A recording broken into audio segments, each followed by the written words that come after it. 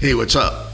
My name is New York Nick, and welcome to New York Nick Live, where original music lives. Tonight, my featured guest, Joel Hoekstra of Whitesnake. He's got a new disc out, you're gonna dig he's this. got some favorites. It's called 13, and we're gonna listen to it right what? here, right now. Come on. Yeah. Hey everybody, this is Joel Hoekstra, and you're listening to Hard to Say Goodbye from Joel Hoekstra's 13. Yeah, like that.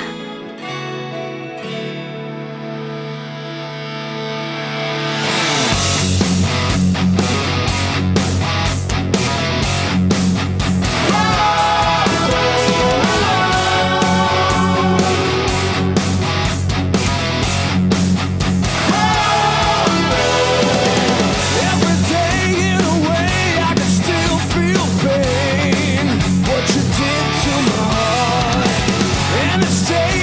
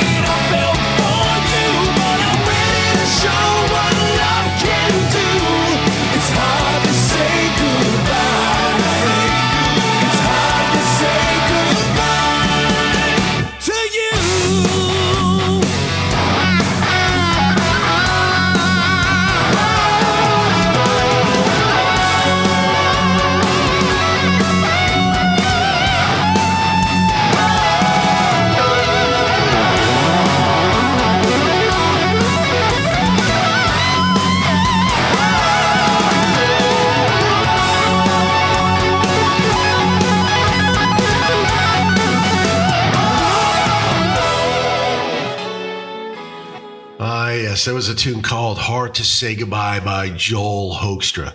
I recently caught up with Joel and I asked him this question.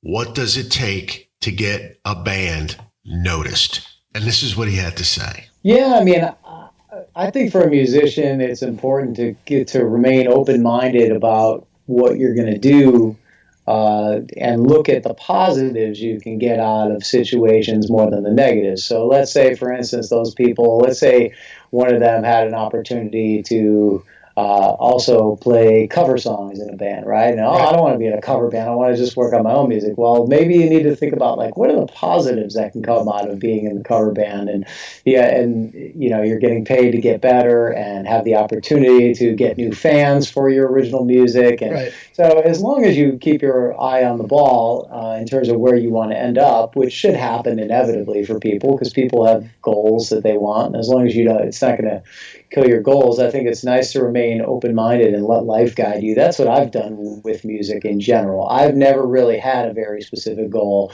I never really said I wanted to be like a recording artist per se, or have, there's been times I've had my own band and released my own albums and things like that, but I've just done a lot of different stuff, and I've seen what took off for me, and I've ended up in situations that I've never thought I would have been in. For instance, the two that I always cite to people are playing in Rock of Ages on Broadway for over 6 years, which really changed my whole life, like financially, man. I was always kind of like the struggling guy up until I had those 6 years, because that gave me the ability to take off from that job whenever I needed to play with Night Ranger or play with Trans-Siberian Orchestra. So that gave me 3 gigs to juggle for 6 years, basically.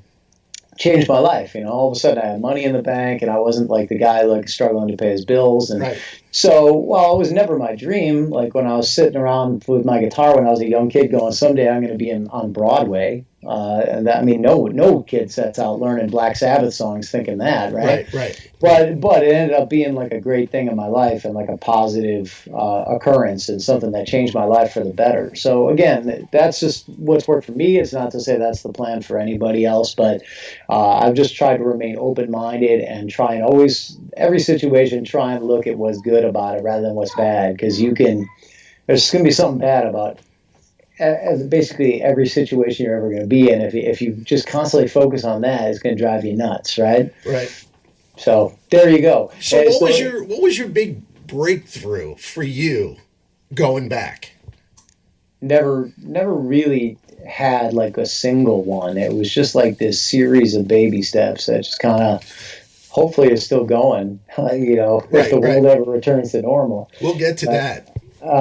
But just the baby step thing is just kind of, and then just staying busy, like work creates work. I went from being like a local kid, going out to GIT, which was a step up because I met new people, going to Hollywood, working at a studio there, going back to Chicago, playing in my own band and teaching 70 students a week, which I had never taken on that kind of roster. And I did that for a very long time. And kind of the quality of the gigs I did got better and better as I was in the Chicago area doing that, and then going to New York and taking on a theater gig called Love Janis. That was a show about Janis Joplin, and that became when I first only was gigging, and then playing with oldies bands that sort of taught me the ropes in terms of fly dates and touring, playing with the Turtles and Big Brother and the Holding Company. A lot of people don't know I did these gigs, but I did. I actually played bass for the Turtles. That's like how much I kind of, but again, I could have been, a lot of people would have moaned about that. Like, man, I can shred. I'm playing bass in this band, and I thought it was the greatest thing in the world because I was like, I was getting paid to go out and travel, and like I looked at all the cool things about it. Like, hey, man, this is great. I'm getting good money to go out and play in a band that has famous songs, from the '60s, but who cares? It's very cool. Like, I love the guys. We had a good time, and that's just the way I've tried to approach all these baby steps. So that the Turtles led to. Eventually, Jim Peterick's World Stage led to Night Ranger for me, and also Scrap Metal. All those things kind of led into Night Ranger, and Rock of Ages kind of came from playing pit music in New York City, like subbing in the pit stuff and getting that gig from there. And Trans-Siberian Orchestra really kind of came from more or less doing Rock of Ages, oddly enough. Really both of those, having Night Ranger and Rock of Ages. and but it was really me being on America's Got Talent that got me the TSO audition or a second look. I think they kind of checked me out and was like, no, because I didn't go crazy in my audition. And then I think once they saw this clip of me on America's Got Talent, I got another look, and then it ended up getting the gig. And so all these things feed each other, right? And then I think really Whitesnake, I don't think I would have been able to join Whitesnake had I not been in Night Ranger. I don't know if David Coverdale would have said, we want the guitar player from Rock of Ages. Right. I mean, maybe, but I doubt it, right? He probably wanted somebody from a band in the scene. And so all these things just kind of fed each other. And eventually, you end up like Cher. Cher was really from reaching out to people that I got to know through the years and being respected. Hey, everybody, this is Joel Hoekstra, and you're listening to New York Nick Live, where original music lives. I hope you enjoy my new album, Running Games. These are just a few of my favorites. Enjoy. Hey, everybody, this is Joel Hoekstra, and this is Finish Line from Joel Hoekstra's 13.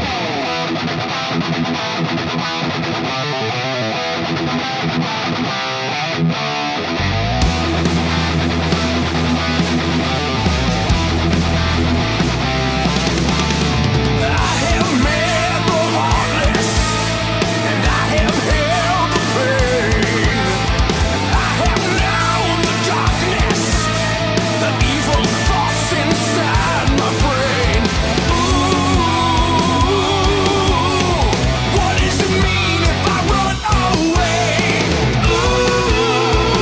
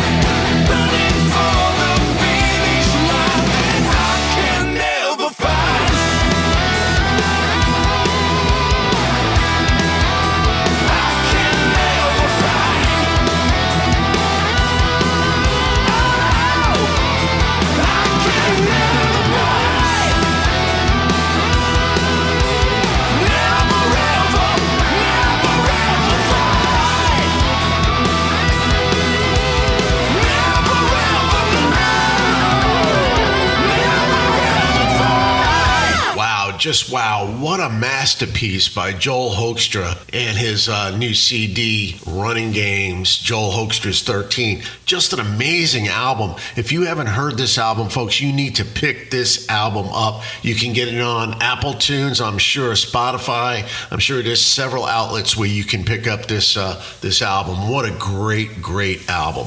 That was Finish Line, man. Great tune. I got a couple more for you, but we're going to continue with the conversation with Joel. You know, we talked a while back, and Joel is a very humble individual. What a great guy he is. What a great human he is. And it was just amazing, some of his answers. You know, I admitted to him, that I didn't know about Joel Hoekstra until TSO, the Christmas show that comes around, Trans-Siberian. And this is what he had to say about Trans-Siberian. Let's listen in. Yeah, I mean, I'm blessed to be a part of TSO for the time I've been with them. It's just a phenomenal production that phenomenal. I mean, to be able to step foot on that stage is always something special, just because, I mean, I could probably be a grandma in a rocking chair and look like a huge rock star up there with that light show and all the pyro and lasers. And I mean, it's something else, man. It's a spectacle. So I'm honored to be a part of it. Really, all the gigs I've had are all like a guy coming from the suburbs of Chicago. Right. I don't know that necessarily if I'm supposed to be doing any of this, dude. So, I kind of... How did you wrap that around your head, a Christmas show type thing? How did you wrap that around your head that you're going to actually go out and do Christmas songs and do a Christmas show? I mean, that's, being a rock star. I mean, come on, you're the epitome of the rock star. I mean, you look up in the dictionary rock star and there you are. And you're doing a Christmas show. Where did that go? How did you get there? Well, that was really Alex Skolnick needed to take a year off, and they needed somebody, and a couple of people in the band recommended me, and I auditioned with Al Petrelli, and at that time the casting director for the band, and it went pretty well. But the video, I think they took of me. Like I said, I think I'm one of those guys that needs the stage to throw the shapes and do the moves. Gotcha. So, you know what I mean? Like, yes, and absolutely. I can't get inspired at like a rehearsal hall like without anybody watching me. It's like with just like at that time it wasn't even smartphones. This is back when it was like a flip cam or whatever. Right. No, take a video of me, and it was like I feel really stupid trying to like act like a rock star in here right now because I was playing by myself, and so I just didn't do that. And then I can see that. and then when I was on America's Got Talent, that really helped me a lot. The Rock of Ages went on there as a musical guest, and then I think I passed that along actually as an afterthought, because I thought, all right, I didn't get that gig, but I'm just going to send this to the casting director just in case. And it turned out that led to me getting another audition and getting the gig. So it's amazing how these little, sometimes second pushes set you make up. all the difference. Yep. I have really the same story with Whitesnake, man. I mean, I kind of, when Doug left the band, I sent a bunch of stuff to Reb Beach and was like, hey, dude, let's do this. Like, get me in there, get me an audition. And so I sent him all the stuff, and I think he passed it on to David, but I don't think, David might have watched like a clip or two of like something that maybe just wasn't his kind of song, rather than, now in retrospect, I probably should have videotaped myself playing Whitesnake songs for him, right? That would have been the smart move, but I just kind of did like pre-existing videos and thought, well, this will get me an audition, and then I can show that I can play the Whitesnake stuff. But, anyway, I didn't hear anything at first. And then I thought, well, come on now. Who do I know that knows David that can get me an audition? I happened to think of Phil Carson, who manages Foreigner and Dee Snider. And I had filled in for Mick Jones at Foreigner. We're going to talk about that. I want to hear about that. Yeah, so Phil and I knew each other. So I kind of called in the favor from Phil. And then when Phil emailed David about it, that got me the audition. And so awesome. And that was like maybe even a couple weeks after the videos had been sent, of like me at that point going, all right, I didn't get even an audition. Right. And I think it was almost a matter of pride at a point. I'm like, you're going to tell me I can't get an audition? I'm like, come on, man. So I just kind of persisted. So sometimes that persistence really. Oh yeah, you got to get yourself out there, and you got to have the confidence. You got to have a little bit of cockiness to you, and just say, I can do this. And hell yeah, man. So tell me about the 6 songs that you co-wrote with David. Gonna Be All Right. Trouble is your middle name. Well, I Never, After All. Let's start with Gonna Be All Right. Tell me about that song real quick. We won't go through all of them. Just or ones that you want to stand out? That's super cool because that was an idea he had for a follow-up to the Coverdale Page record. So he really had Jimmy Page in mind with that riff. Oh, seriously? So, yeah. So he had to take a serious downgrade to finish it with me. Somehow, come on, man. Man, you are the most, I'm good at my original, you are the most humble guy. I just love that. I mean, it's awesome. He had to go from Jimmy Page to Joel Hoekstra. But no. I mean, so that was the story with that one, which is super cool. And obviously, I'm very humbled. And I'm honored to write with David in any capacity. Whatever he has in mind for me and Whitesnake works for me, man, you know? But that was the story with that one. After All was the first thing we ever did together. We did that for what was going to be Unzipped, the acoustic box set. And then I think he liked it so much, he just thought, I'm going to save that for the album. Right. There was one other that we did that was kind of along the same vein. That If I Could Have You, Gonna Be All Right? No. It's not on Flesh and Blood. Oh, okay. There's another song that we did like that at that time. Okay, I got you. Good Story is Trouble Is Your Middle Name was during the Unzipped stuff where I was doing some tracking for David of the hits and we were working on After All. And then at some point we were just so sick of listening to acoustic guitar. We plugged in a Les Paul and I started coming up with some riffs and I played the riffs for Trouble's Your Middle Name. And we ended up coming up with that during an acoustic session. So I mean that's what's funny is eventually plugging in a Les Paul just because there was only so long we could stand to hear just acoustic, and that was the first electric song that him and I got to write together, or that I got to write with him, however you want to word it. But from there a lot of the ideas start with David and then I would just sort of like build them out, and that was really the way that was the way we had our best groove, because that way I knew it was an idea that he liked and it wasn't going to totally get shelved. Like if I if I handed up a bunch of riffs and said, David, come up with something to that, and well, maybe it never gets played. Maybe if he played it, maybe he doesn't come up with something the first time and then it just never gets listened to again. Who knows? So for me, the best opportunity came in terms of working with David on writing was if he would have something like a chorus and say, where would you go with that? Because he only has this much. Now, for me, it was a great opportunity then to sit, and it was also cool because it just felt like really two people writing together, not like emailing riffs to each other or something. And it was cool to put it together with him on the spot. All that stuff kind of happens at the band house around his desk. He's got a desk up there, like kind of almost an office type area that we just would sit. There are little amps and electric guitars there too, but we tend to just pick up acoustics. David always writes on this little nylon string, which is really kind of amazing. He's written so many of the songs he's written on this little, it's not even a full scale nylon string guitar. Oh, seriously? Wow. Yeah. And that's what he sits and writes on all the time. He's an awesome guy though. Yeah, he's a lot better on guitar than people realize. He can actually really, it was shocking to me. I just thought like, okay, David doesn't really play guitar, right? I didn't really know coming into the band. So it was cool to see. So how's all the camaraderie? Like, how's it working with David? I obviously it's awesome, man. Totally awesome. I think that like some people, I guess in this business, some people click better than others. I would say that we click really well. I got nothing but great things to say about him, and I owe him a lot for all the great experiences he's given me in Whitesnake, and hopefully that's not to put it totally in the past. How's working with Tommy? Man, they're all badasses. You're all badasses, man. I'm serious, man. It's great seeing you guys up there. What's not to like about working with Tommy? He's awesome. So he's a powerhouse back there. He brings a lot of energy, a lot of heaviness, a lot of amazing showmanship. He's just a lot of that stuff is harder than people realize, I think, sometimes. I mean, he's up there throwing his head around like he's Animal from the Muppets while he's got the hair fly. He's amazing. Somebody said his hair needs its own Twitter account. Yeah, probably. Hey, everybody, this is Joel Hoekstra. This is How Do You from Joel Hoekstra's 13.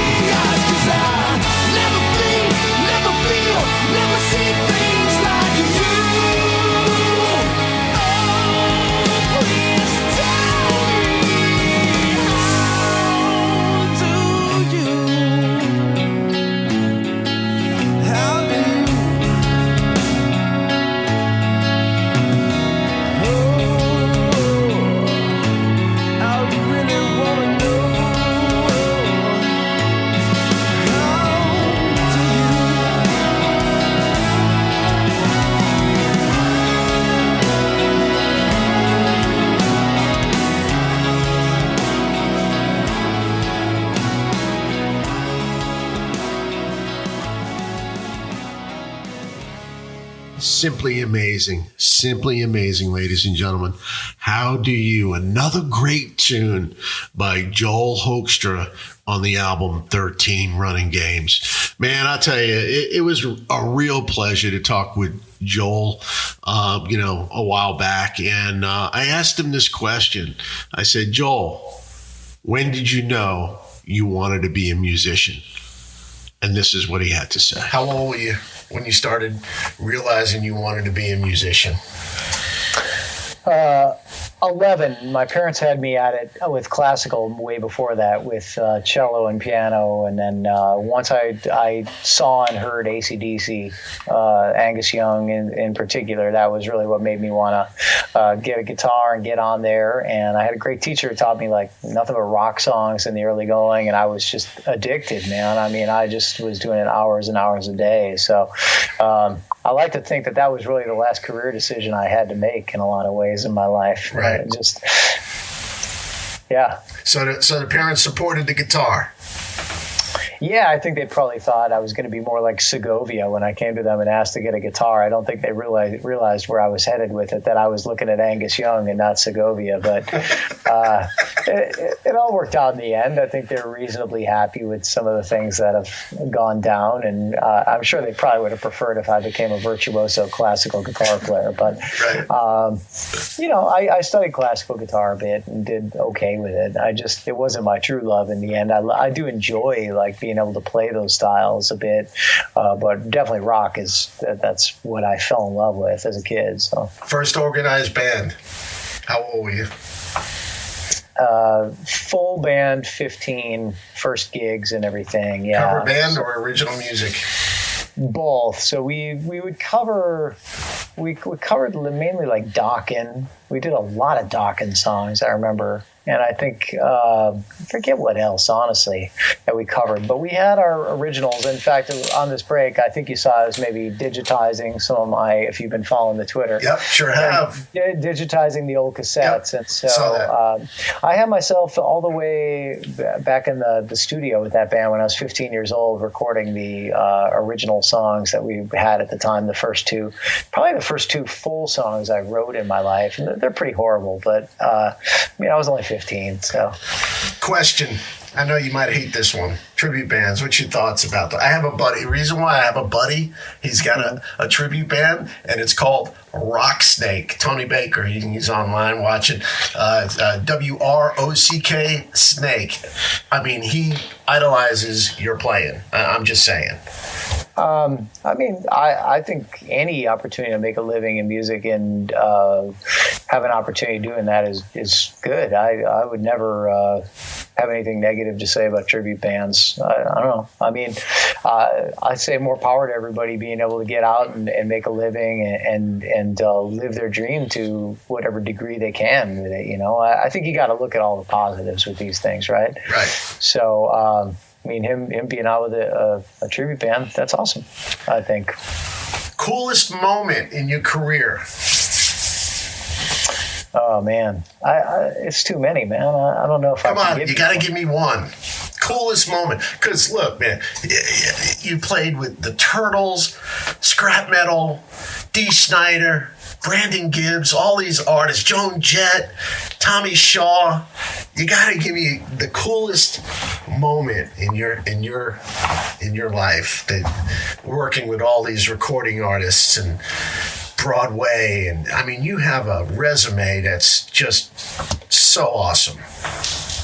I don't know, man. It's really hard to say or to answer that in all honesty, because it's just kind of felt like this series of, and I've had a lot of really, really cool moments. So I guess it would depend too on like what the definition of, like, is it celebrity? Is it like the musicality of it? Is it the, like there's all these elements to what could create the coolest moment. It's really impossible to answer, man. I hate to deny an answer on that, but I just don't.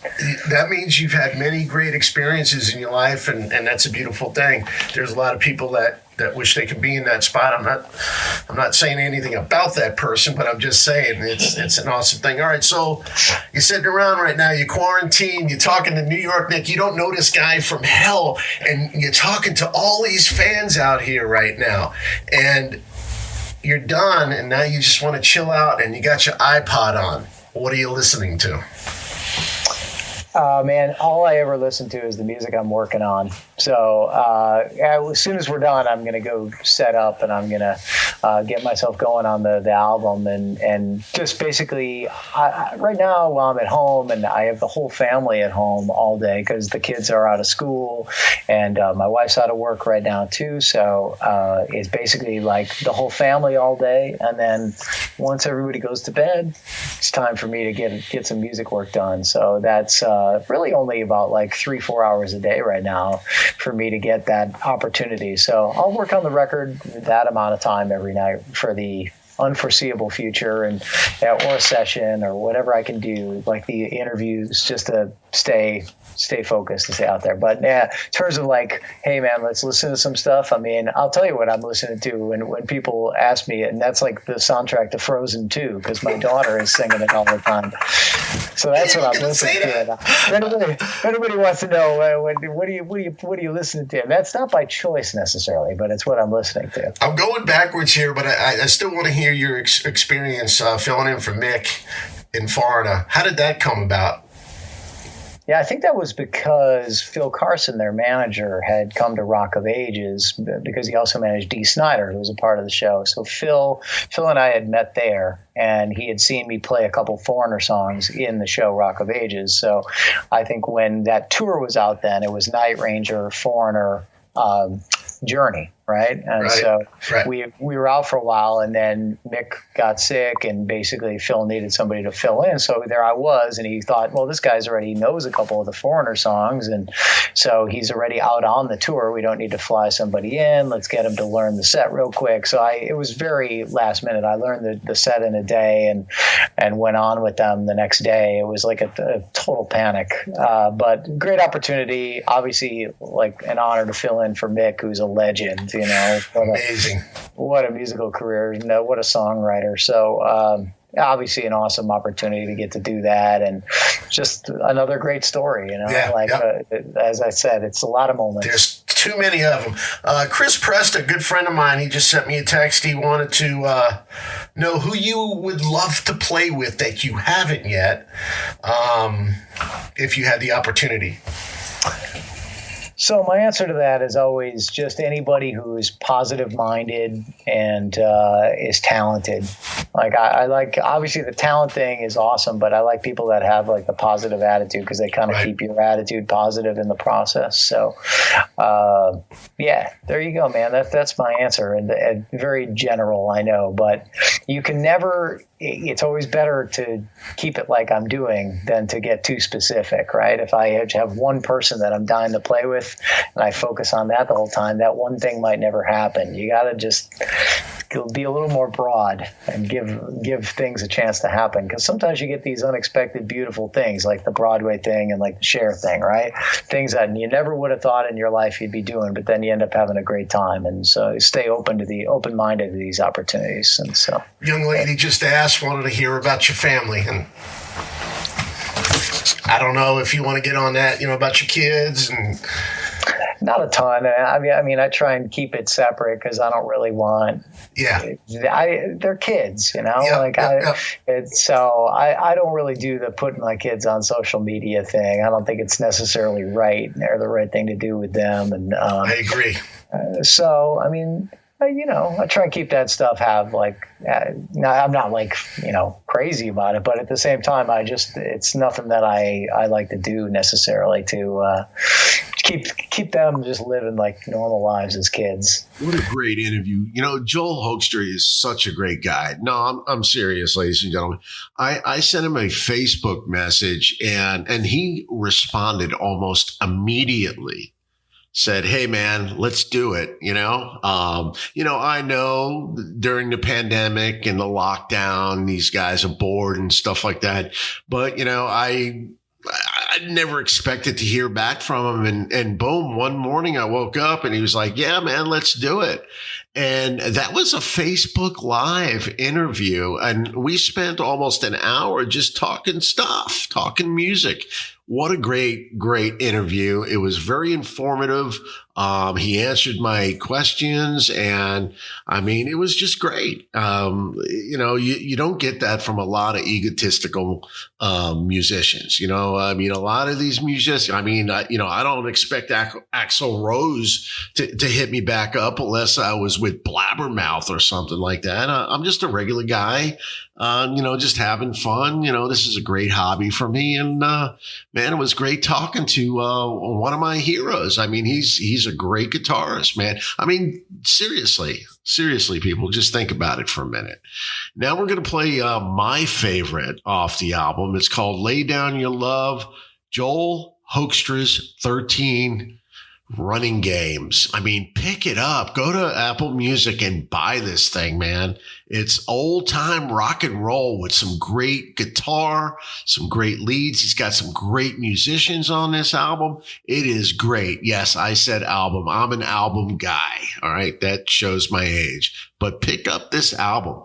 I really appreciate everybody tuning in tonight and listening to, Joel and myself and the music, and because that's what this is all about. I really do appreciate everybody that's tuned in. My name is New York Nick, and this is New York Nick Live, where original music lives. I'm going to end this podcast with Lay Down Your Love, Joel Hoekstra's 13 Running Games. Pick it up. Thank you.